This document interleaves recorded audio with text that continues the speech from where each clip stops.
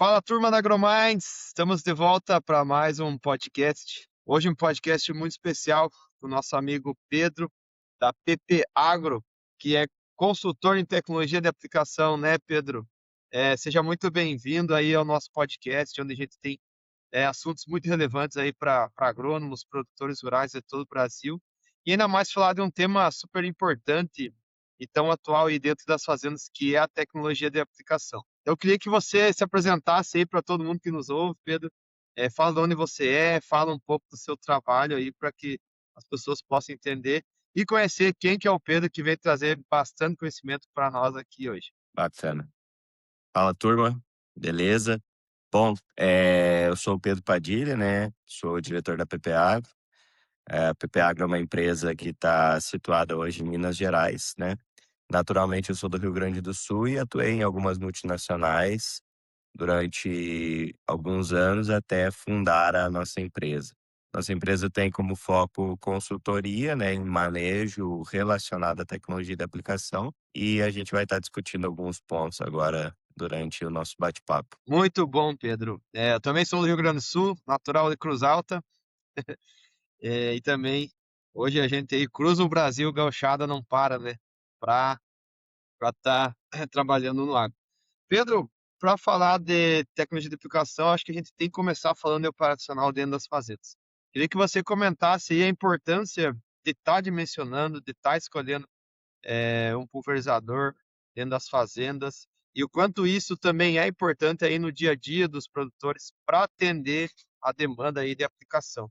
Eu sou de uma região que é o extremo norte do Brasil, e aqui a gente brinca que chove um dia sim e o outro também. E a gente tem muito trabalho aí com tecnologia de aplicação, e eu acredito que falar de operacional é algo muito importante. Perfeito. Nós temos visto o operacional, né, como um todo. É, Você tem que escolher para sua região o pulverizador que vai te atender. E principalmente o que vai acompanhar esse pulverizador. Então, a parte de pré-mistura e a parte de calda pronta tem que ser um aliado forte no operacional, para que o operacional ele rode não somente como a gente tem visto em alguns locais, eu tenho que fazer, vai lá e faz, né? Não, a gente tem que fazer e fazer com qualidade. Os custos estão cada vez mais apertados, as margens mais apertadas, todo mundo sabe disso, todo mundo sofre isso. Então, nós buscamos fazer com qualidade. Para eu fazer com qualidade, eu tenho que estar com o meu operacional ajustado. Percebemos que muitas vezes as fazendas perdem muito tempo em deslocamento do pulverizador. Então, eu volto para buscar calda ou água, eu vou até a lavoura.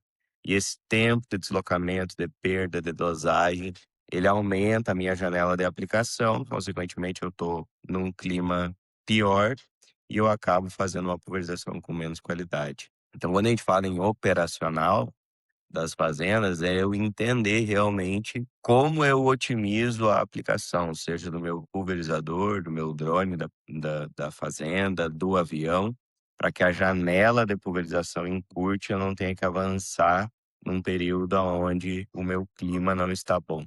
Nesse sentido que a gente comenta sobre o operacional. Então hoje você vê que é extremamente importante o pré-mistura ali para ajudar, né, na velocidade. Totalmente. Nós temos um exemplo de uma fazenda no Mato Grosso do Sul, a qual nós conseguimos substituir dois pulverizadores com 3.000 litros, eram dois 4730, por um pulverizador de 5.000 litros, que hoje tem uma tecnologia qual anda bem mais rápido e tem uma estabilidade de barra interessante. Mas isso só foi possível devido a um calda pronta grande, né? O qual tem uma pessoa específica que dosa a calda na sede e outro que transporta essa calda. Então, o pulverizador termina a aplicação num pedaço, a calda já está ali extremamente pronta e bem dosada ao lado do pulverizador, ele com as barras abertas mesmo, só engata ali, abastece e segue. Bom, e quando fala em calda pronta, não pode ser aquela calda pronta concentrada, né? e também não pode ser uma calda pronta que fica parada, né, ela tem que seguir agitando, a todo momento, senão pode haver decantação, reação, ainda mais em vazão baixa, que é o caso desse nosso cliente, em taxa de aplicação baixa, né. Uhum, muito bem. É, um assunto que a gente vai entrar também, né, Pedro, é a vazão baixa, que a gente tem acompanhado, que é uma tendência cada vez maior.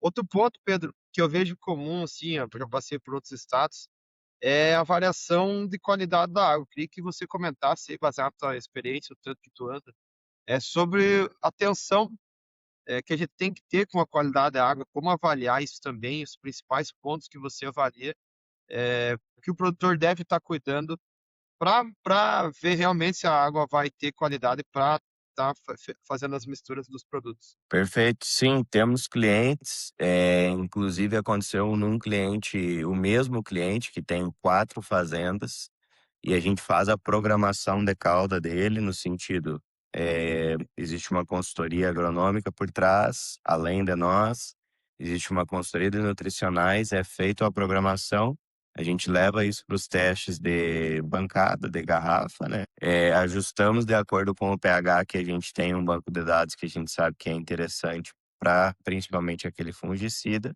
e aí, numa fazenda em específico, sempre dava problema de caldo e as outras 3 fazendas rodavam. Nós tínhamos feito uma análise prévia da água e não tinha nada de incomum em um dos locais que a gente coletou. Porém, nos outros 2 poços, né, que foi coletado na sequência, havia dureza muito alta e também o pH era alto. Nem sempre pH alto quer dizer dureza alta. Nesse caso desse local, tinha as 2 coisas, um pH elevado, quase 9, 8,5, 8,3, e dureza alta também, 80 a 100 ppm, e essa calda sempre dava problema. Então o que a gente analisa, pessoal, é a questão de dureza, né, e salinidade.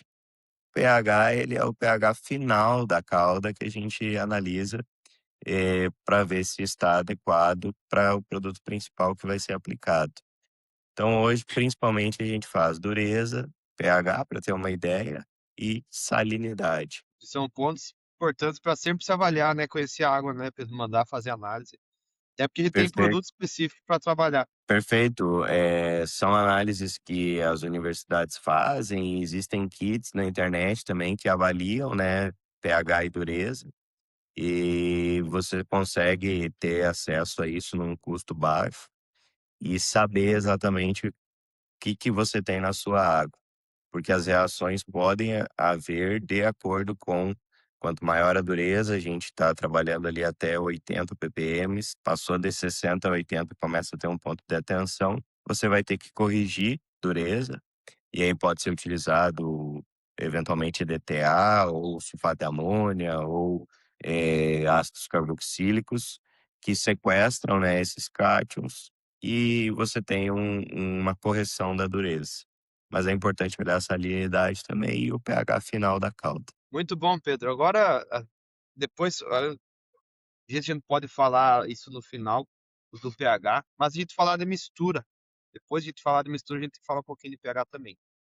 Perfeito. Como que tu vê interessante hoje os cuidados aí? A gente sabe que mistura é algo que, com a quantidade de produtos que a gente tem hoje, e cada vez aplicando mais dentro dos pulverizadores, dentro dos aviões e dos drones, e cada vez entrando mais em baixa vazão. Eu acredito que mistura é algo que demanda muito aí por parte técnica para a gente entender, para não ter problema lá na hora e perder uma cauda, que com certeza vai ser um prejuízo muito grande para o produtor. Como que vocês trabalham? E alguns cuidados aí que o produtor que está nos ouvindo, o agrônomo que está visitando as fazendas pode ter, que vai ajudar ele ali na prática para conseguir ter uma mistura eficiente. Desde a gente sabe, desde a própria escolha dos produtos, na hora que vai comprar, para que não tenha esse problema lá na ponta. Sim, perfeito. Esse é um ponto importantíssimo e você falou bem. Nós optamos por comprar os produtos de acordo com a qualidade e com o que vai se misturar, né. Então é um processo que a gente faz dentro da nossa consultoria, nos clientes assistidos, que é, bom, eu preciso usar um magnésio junto com o meu fungicida. Qual magnésio vamos utilizar? Será que ele mistura bem com o protetor que eu tenho, mais o inseticida, mais o fungicida, etc? Esse é o primeiro ponto, eu ter uma mistura física homogênea, né? Seguindo uma ordem, um passo a passo. Segundo ponto, bom, a gente consegue estabilizar caudas e deixar elas fluidas e descobrir qual que é o produto que pode estar incomodando num teste de bancada, um teste de garrafa, o qual a gente faz hoje no nosso laboratório e com um critério muito grande. Então, após isso, a gente leva várias caudas para o nosso centro de pesquisa e entende se, bom, eu consegui deixar essa cauda fluida e homogênea. Ela não tem separação de fase, decantação, ela não deu pau de cauda. Mas será que eu vou ter a máxima eficiência do meu fungicida? Será que eu vou ter a máxima eficiência do meu nutricional? Então a gente isola as caudas no nosso centro de pesquisa e aplicamos. Bom, eu vou aplicar um fungicida premium top com um magnésio, por exemplo. A gente pega os dois juntos, depois aplica separado, depois aplica só um e um mais o outro sem ser da mistura de tanque, certo? Então são Avaliar. 3 tratamentos para 2 produtos, né? E depois olha a questão da fitotoxicidade, olha a soja, e olha a produtividade, enfim. Bom, então é importante, como você falou, fazer as pré-caldas antes, né? E a mistura ela tem que seguir uma ordem. Existem produtos que são naturalmente incompatíveis. A gente sempre tenta fugir dessas incompatibilidades. E a gente percebe que, de maneira geral, fazendas novas que a gente atende não têm esse conhecimento e às vezes tentam fazer uma mistura que não é possível rodar, que ela é incompatível. Bom, com a questão dos químicos após pandemia, mudou-se muito os inertes e está cada vez mais difícil misturar coisas que naturalmente a gente misturava. Muitas novas marcas, então é importante a gente.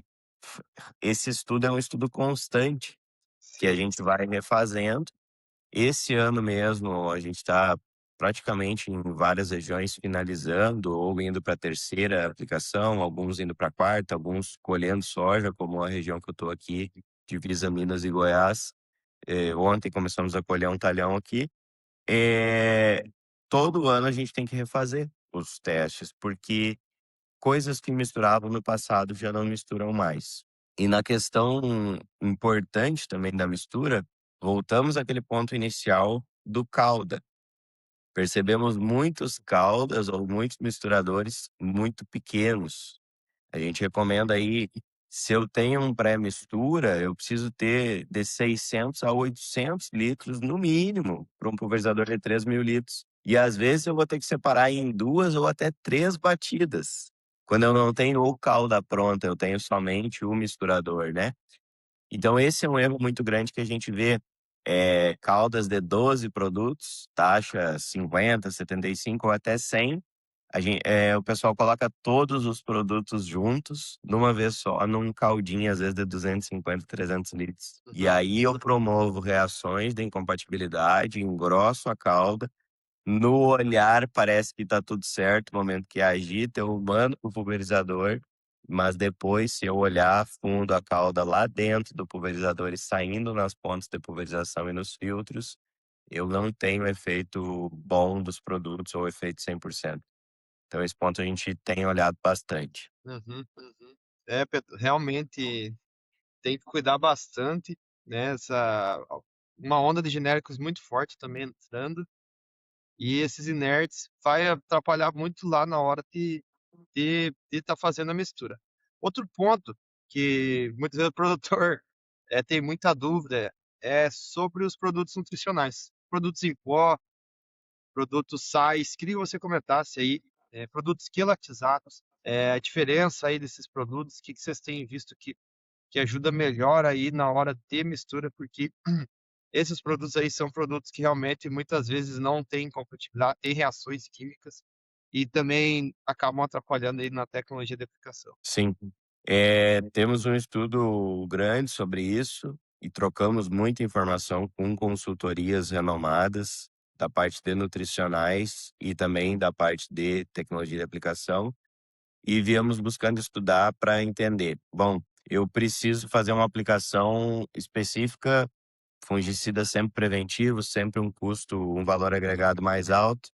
Inseticidas, normalmente lançamentos com valores altos também. E às vezes eu coloco um nutricional lá com uma base que não é um nutricional protegido, que a gente chama, né? Não é quelatizado, complexado, não tem uma proteção e eu tenho uma reação química e eu tiro o efeito de um fungicida ou do inseticida. Bom, o valor do fungicida e do inseticida na cauda por hectare, ele é muito maior do que o do nutricional. E não somos, de forma alguma, contra o nutricional. Temos excelentes resultados em vários clientes. O detalhe é saber qual nutricional, sisal, quelatizado, complexado, pode ser misturado com o fungicida ou inseticida e não tire o efeito. Se Uhum. não, muitas vezes, eu estou usando um nutricional que eu paguei barato e eu tô tirando o efeito de um químico de 100, 120, R$ 150 por hectare, por causa de um produto de 5, R$ 10 por hectare. Esse é o detalhe. Então, essa separação nós estamos fazendo dentro dos nossos campos de pesquisa e também a gente faz nos produtores que a gente assiste, para entender nas lavouras mesmo o que que acontece, né? Então, isso acontece muito com o óleo também. Quando eu pego o mercado de óleos e adjuvantes, ele está muito grande e muitos óleos e adjuvantes de baixa qualidade. Uhum. Então, acontece que muitas vezes a gente vê grupos grandes, produtores assistidos nossos, mas Pedro, vamos economizar, esse óleo aqui o pessoal me ofereceu, um era 20 e esse é 10. Turma, não existe milagre, não são iguais, tá? E aí, quando eu coloco em hectare, um vai custar R$ 4, o outro vai custar 5, ou um vai custar 3,50, o outro vai custar 5, quando eu uso dose cheia mais alta, um vai custar 9, 10, o outro vai custar 6, 7. Só que ele que vai dar o efeito de um produto que custa 150, de Sim, um fungicida ou de um herbicida. Então, existe uma relação muito grande, chama-se KOW, o termo da relação óleo-água, no qual eu preciso de óleos de qualidade. E a gente está vendo no mercado óleos vendidos que muitas vezes nem óleos são, né? E a gente acaba economizando numa coisa simples. Então, no ponto dos nutricionais para mistura, entender qual quelatizado, complexado ou qual sal eu posso usar junto com o meu fungicida sem tirar efeito, né? E no ponto do óleo e adjuvante, qual é o melhor para aquela situação? Adjuvante e óleo não é tudo igual. Assim como a gente escolhe um fungicida para uma doença específica, assim como a gente escolhe um inseticida mais forte ou mais fraco para aquele alvo em específico, os adjuvantes e os óleos também são da mesma forma. Eu preciso escolher de acordo com a cauda que eu tenho. Isso é muito interessante e muito bacana a gente começar a se atentar. sim, Pedro. Eu vejo trabalhando com algumas multinacionais, elas demoram bastante tempo, muitas vezes, para escolher o óleo parceiro do fungicida. Não é assim, pega qualquer óleo. Geralmente tem o óleo compatível, igual você falou do KW, que é compatível com aquele fungicida para ter afinidade, para a molécula também funcionar melhor. E, Totalmente. e o que que você vê aí dos óleos, assim, quando a gente pensa para, sei lá, por exemplo, dessecação, a diferença do óleo mineral para vegetal. O que que vocês têm posicionado? Que é uma dúvida muitas vezes frequente do produtor na ponta. Perfeito. Óleos de secação, normalmente a gente trabalha com óleos minerais de boa qualidade, tá? De empresas sérias, grandes. Existem pequenas empresas boas no negócio também, mas na questão do óleo, normalmente escolhemos multinacionais ou empresas grandes devido à qualidade. O óleo mineral se comporta muito bem na dessecação e óleo vegetal metilado. O vegetal que não é metilado é mais fraco, tem uma tendência de perda de efeito na dessecação. e tomar muito cuidado com os óleos essenciais, né, o que a gente chama óleo essencial ou óleo de laranja, tá.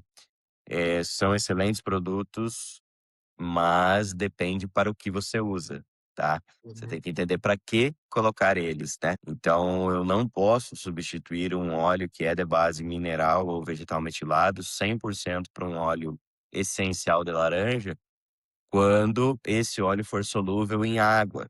Então, façam um teste, peguem óleo de cozinha e misturem com óleo de laranja, né. A grande maioria vai haver uma separação de fases, se chacoalhar vai ficar branco, porque ele é solúvel em água, ele tem o enchimento dele é água. Então, ou são surfactantes base água, né. Então temos que tomar muito cuidado. Dessecação preferencialmente óleo mineral ou vegetal metilado. Mineral se comporta, mais agressivo, né, mas vai depender do alvo e vai depender também da mistura que você está fazendo. Vegetal metilado é um padrãozão bom, mineral é mais específico para dessecação. uhum. Então, por exemplo, para fungicidas, faria sentido às vezes trabalhar um óleo vegetal, que é algum ponto a gente pode entrar também, Pedro.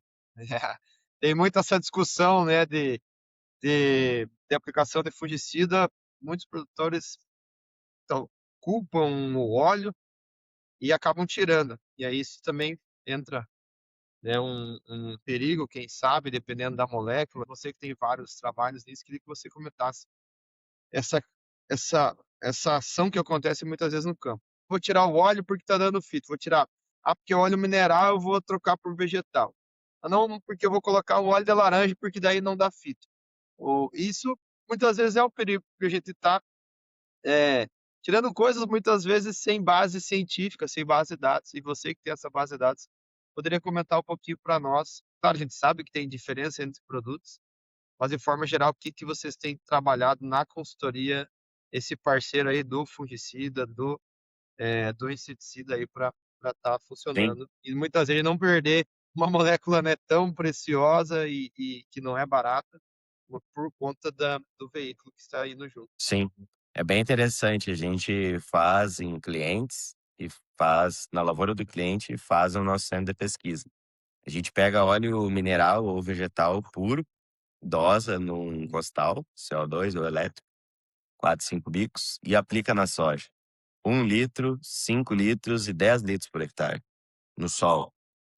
Não dá fito. Uhum. Então, o que dá fito é a promoção, é a união do óleo com a molécula que precisa realmente penetrar e fixar na camada serosa, na gordura, para que eu tenha efeito daquele fungicida. Então sim, logicamente, se eu aumentar a dose de óleo associado ao fungicida e eu tiver uma condição climática ruim, eu vou aumentar fito. Nós temos 2 percepções nesse sentido. Bom, não adianta eu retirar o óleo, é preferível eu retirar quase o fungicida, né, porque os fungicidas, né, são extremamente dependentes do óleo para que se fixem na camada serosa da folha e tenham uma longevidade de controle. Quando eu aplico sem óleo ou com a grande maioria dos óleos essenciais de laranja, eu não tenho a correta fixação da molécula na camada serosa. Eu não tenho a penetração para os tecidos aonde a doença vai, se desenvolver. Quando a gente pega a imagenzinha aquela do desenvolvimento da ferrugem, né, penetra e começa a desenvolver ali dentro da camada de baixo, serosa, depois explode. Bom, o produto tem que estar ali. Então, é muito interessante a gente utilizar óleos normalmente, tá, os recomendados pelas empresas. A gente tem ajustes de dose para que não ocorra fito. Então, existe todo um estudo ou existe todo uma padronização desde a escolha da ponta, o tipo da mistura, qual óleo usar, qual condição climática fazer, e nós conseguimos obter excelentes resultados. Temos uma cliente nossa, mulheres são muito mais, criteriosas, e nós temos mais de uma cliente mulher, e uma delas nos fala: "Pedro, eu não quero fito nenhuma. Bom, eu falo: "Calma, né, porque você está fazendo nutricional com fungicida, com isso, aquilo". E temos obtido excelentes resultados. Fizemos uma aplicação recente agora, em torno de 30 dias atrás, numa condição climática adversa, com produto base proticonazol, com nutricional, com óleo, Olha, eh, vegetal metilado, mais carregado no óleo, porque nós tínhamos uma condição, propícia para doenças. Acompanhamos a aplicação, é um cliente assistido nosso, 2, 3 horas depois passamos lá, no outro dia, ela passou lá, zero fito.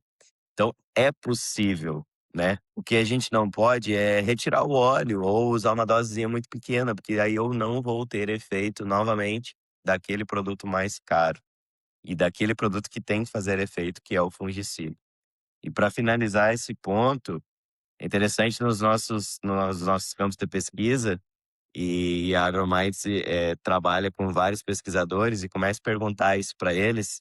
Quando a gente olha as parcelas de pesquisa de fungicida, às vezes, quase sempre, a que tem um pouquinho de fito é a mais produtiva e a com menos doença. Nós não estamos aqui falando que pode ter fito, tá? Mas quando a gente olha a parcela um dos nossos tratamentos, normalmente é testemunha absoluta, parcela um sem óleo, parcela 2 com uma dose baixa de óleo, parcela 3 dose maior de óleo, parcela 4 óleo mais óleo de laranja. É uma escadinha de pequena fito, só que a última parcela normalmente é a mais produtiva. Então precisa existir um balanço entre a quantidade de fito que eu dou, que pode acontecer, a máxima produtividade e o máximo controle de doença. Isso é muito interessante. Quando a gente pega os ensaios de rede, se vocês lembrarem de muitos anos atrás, o produto base proticonazol dava muita fito, né? O tradicional Foxzinho antigo, né? Que foi líder de mercado e ainda é. E quando a gente pegava os ensaios de rede, o maior controle dele era com base óleo mineral.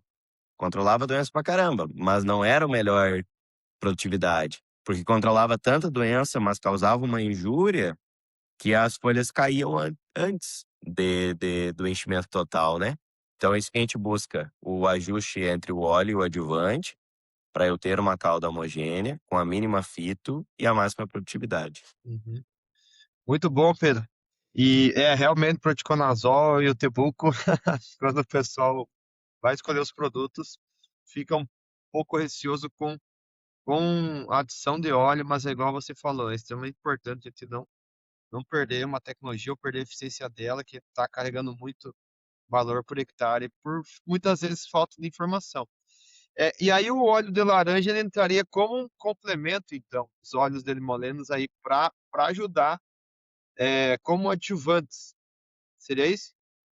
Perfeito, sim, nós temos, assim, na cabeça em torno de 20 óleos de laranja testados recentemente por nós. Bom, tem uns que só tem cheiro de laranja, né, se botar a essência de laranja Perfume. já pode vender. Então tem que tomar muito cuidado qual que estamos trabalhando. E nesse sentido, voltamos àquela questão inicial de: eu vou escolher por quê? Qual que é o objetivo de eu usar esse óleo de laranja, né? Ele é carregado em quê? Qual que é o objetivo do adjuvante? Então nós temos uma classificação dos adjuvantes, o qual a gente passa nas nossas mentorias online, nos nossos cursos presenciais, nas nossas consultorias, nos treinamentos, que é você entender para que serve um adjuvante. Então, eu estou usando aquele óleo de laranja para quê? É para manter o meu sistema mais limpo? Bom, ele mantém o sistema mais limpo porque normalmente tem emulsionantes base, como se fosse sabão. Emulsionante, misturar água e óleo, então vai manter o sistema mais limpo. Fica um pouco caro manter o sistema mais limpo, né? Bom, agora se ele me ajuda na cauda, aí tudo bem. Agora eu pagar 6, 8 reais por hectare para manter o sistema mais limpo, podemos ter capricho posterior à aplicação. Mas bom, se ele me ajuda na cauda, tudo bem. Ele pode ter um poder de dispersão. Dispersão é misturar ou dispersar pós que não são solúveis em água, né? Então nós temos pós solúveis em água e pós insolúveis, que eles precisam ficar dispersos, mancozeb. Mancozeb precisa ficar disperso na água. E quando eu tenho um adjuvante base óleo de laranja que me ajuda esse mancozeb demorar mais a decantar, ótimo. Então, se eu tenho uma calda sobrecarregada em mancozeb, em pós insolúveis, em nutricionais solúveis, eu tenho uma dificuldade de mistura e esse adjuvante base óleo de laranja comprovadamente me ajuda, excelente. Então, a gente usa como complemento, né? Não Uhum. tiramos o óleo, não tiramos o adjuvante. Então, tem caldas nossas que nós temos três: adjuvante, óleo essencial de laranja. Tem caldas nossas que nós temos somente o adjuvante e base espalhante. Não tem óleo e não tem óleo de laranja, Uhum. porque o produto só responde a espalhante adesivo, não responde a óleo.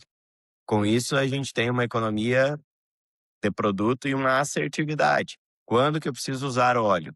Quando que eu preciso sobrecarregar o óleo? Quando que eu posso ir só no espalhante adesivo? Quando que eu tenho que ir no conjunto entre eles? Então, isso é muito interessante. É, Pedro. E assim, todas essas misturas tem que fazer muito teste, né? Tem que ter muita pesquisa Sim, para perfeito. conseguir responder essas misturas. Pedro, igual a gente comentou antes, a gente falou muito de pH, e aí a gente misturou tudo ali, tá na hora de aplicar, e aí tá na hora de ver o pH. Como que você avalia essa, o pH final? Eu sei que vai variar muito de produto por produto. E outra situação, né, a gente sabe, né, que tem diferentes eficiências, muitas vezes, de fungicida, em pHs diferentes. E queria que você comentasse depois, depois que a gente realizou, a gente ter atenção com o pH de cauda, alguns cuidados de atenção, para a gente não perder essa cauda por eficiência química. Perfeito. A questão dos pHs, principalmente de fungicida, é muito genérica no mercado, assim como herbicida também. Bom, disse, né, e sempre a gente teve um conceito antigo: herbicida é pH baixo, fungicida é neutro ou é 5 a 6. A gente está refinando isso. Tem fungicidas que não é 5 a 6, tem que ser 7, 7,5. Tem fungicidas que tem uma performance melhor em pH 4 a 5. Então, nós estamos refinando isso por meio de pesquisa e não é fácil falar de maneira genérica. Então, o que a gente coloca como um alerta aqui nesse bate-papo é: não podemos ser generalistas no sentido de fungicida é pH 5 a 6. E eu não posso aplicar em 4, por exemplo. Bom, estamos testando alguns que performam melhor em 4, que performam melhor ou que não tem problema de fazer junto com o glifosato naquela primeira. Então, isso exige bastante pesquisa, campo, tanto em cliente quanto em parcelas, né, experimentais, para que a gente refine isso. Herbicidas. Também existem herbicidas que performam bem em pH mais alto, pH 7 até 8. E eu não preciso do 4, eu não preciso do redutor de pH.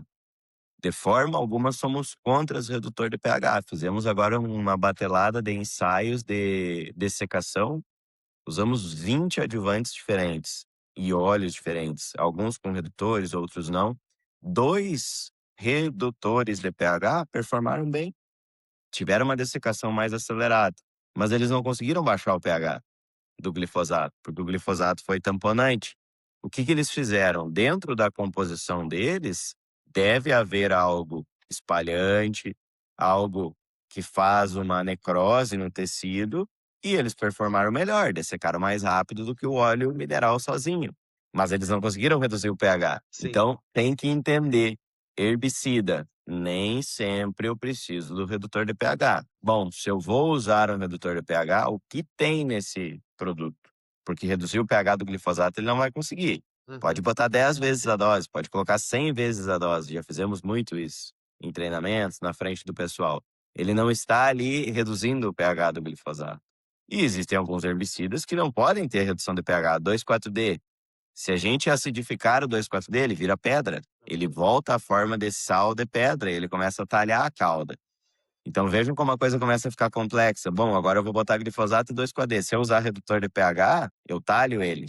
Eu não posso usar redutor de pH. Eu preciso, inclusive, subir um pouquinho o pH para conseguir rodar com glifosato 2,4-D. E nos fungicidas, os base proticonazol, que são os mais utilizados, normalmente trabalha-se em pH mais elevado, tá? E o mais elevado a gente está falando de 7 aí, e não 5,5, 6,5, 6. Existe um ganho de performance quando eu elevo um pouco mais. E alguns outros, principalmente aqueles que entram no início, podem se trabalhar em pH mais baixo. E aí eu tenho que ver a associação com o glifosato, quando pode e quando não pode. Pedro, uma prática muito comum é utilizar produtos para subir pH no final, ou enfim. Se tem alguma alteração, vocês já testaram? Por exemplo, o próprio uso de boro para subir pH, o próprio, como você falou, tem redutores de pH. O quanto isso impacta a gente trabalhar esses produtos assim? Tem visto diferença de eficiência ou não? Ou realmente é uma estratégia que sim, a gente precisa Sim, do valor final ajustado e esses produtos vão nos auxiliar aí na prática. sim. Bom, o que a gente vê é, sim, utilização de boro do tipo ou octaborato ou boromeia para subir o pH, mas muitas vezes sem o devido dado, uma informação ou um conhecimento. Ah, eu vou subir o pH, vou usar a boromeia. Daí eu pergunto, mas por quê? Não, porque tá 5, eu quero levar para 6,5. Tá, mas esse ativo seu funciona bem em 5. Não, tá muito baixo. Então, tem que ser usado, mas com conhecimento. E a utilização de boro é o mais comum, ou do tipo octaborato ou boromeia, né? Porém, existem produtos específicos para subir o pH que ficam mais baratos do que utilizar o boro, tá? Então, procurem esses produtos que vai ficar mais barato do que propriamente usar os boros. Mas eu tenho que subir quando eu preciso subir. E Pedro, eu vejo, acho que a gente vai ter que deixar para outro episódio a gente falar de, é muita coisa, né? Vou deixar esse aqui mais focado em mistura. Aí um outro a Perfeito? gente fala de pontos, a gente fala de tecnologia de baixa vazão. É, Tranquilo. e com certeza isso aí vai também importar muito para quem está nos ouvindo. Mas realmente mistura cada vez está sendo mais demandado. A gente começou a entrar no assunto. A gente sabe que tem assunto para horas e horas, né? E fica um pouco complexo a gente colocar tudo aqui em um episódio Totalmente. curto. E depois essa afinidade aí é extremamente importante entre os produtos. O que que você tem visto mais de problema nessa safra rodando aí? É, atendendo os produtores, que são os erros mais comuns que você se depara na consultoria? Muitas vezes para algum produtor que está nos acompanhando agora, ter esses cuidados. É, um exemplo, Bom, eu já vi muito problema que eu já atendi do próprio manganês ali junto com o glifosato, a fonte de manganês com glifosato. Isso aí já vi muita reação. E geralmente era a fonte de manganês, que não era aquilatado, que dava problema com o glifosato. perfeito. O manganês, às vezes mesmo o quelatizado, tá? Se o glifosato for de pH um pouco mais elevado, dá problema, certo? Eh, Testamos vários manganeses com pH, com glifosatos pH um pouco mais elevado e todos talham, todos dão problema. Outra questão que a gente pode deixar como alerta aqui para quem está ouvindo: produtos base óleo, quando são muito concentrados em base oleosa, EC, com algumas marcas de mancozeb. Mancozeb mudou muito o mercado do mancozeb, tem várias marcas de mancozeb, e a gente tem no nosso laboratório Beckers com o mesmo produto fungicida, com diferentes glifosatos, e a reação é totalmente diferente. Alguns talham na hora, separam, causam um grude, um grumo, e o operador não consegue trabalhar, não consegue aplicar, porque aquilo tem uma reação muito forte. Glifosato e mancozeb não é quase impossível fazer, tá? Esses dias um cliente meu falou: consegui fazer 2 tanques, depois travou tudo. Eu avisei que não era para fazer, comentei que era uma reação que nós estávamos estudando e que não tinha como. Ele teimou, tentou fazer, fez 2 tanques, né? Eu achei o máximo, conseguiu fazer 2 tanques, porque normalmente trava nos primeiros 10 minutos, né? Então, Uhum, glifosato e mancozeb não se consegue fazer, tá? O que mais que a gente pode alertar como principais problemas? Bom, uma dica importante, não colocar, se eu tenho um calda, mesmo que de 600 a 800 litros, os nutricionais junto com os químicos naquela pré-caldeira, tá? uhum, Então, se o pulverizador vai chegar para fazer o abastecimento e eu tenho nutricionais e químicos, dosem primeiro os químicos, pessoal. E deixem os nutricionais ao lado. O freezador chegou, manda os químicos, os nutricionais estão ao lado, eu começo a bater e subo. Eles são normalmente solúveis em água, e eu mando os nutricionais na sequência. Então, esse é um ponto importante, separar os nutricionais dos químicos na hora da batida. Promove muito menos reação, a calda fica muito mais fluida.